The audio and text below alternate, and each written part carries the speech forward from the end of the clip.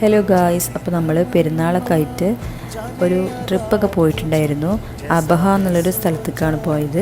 അപ്പോൾ നമ്മളിപ്പോൾ ഉള്ളത് അബഹയിലുള്ള ഒരു അടിപൊളി വ്യൂ പോയിൻറ്റിലാണ്. നിറയെ ആളുകളൊക്കെ വന്ന് പോകുന്ന സൂപ്പർ വ്യൂ പോയിൻ്റാണ് കേട്ടോ. അപ്പോൾ നമ്മൾ എത്തിയതൊരു മഗ്‌രിബാകാൻ പോകുന്ന ഒരു ടൈമിലാണ്.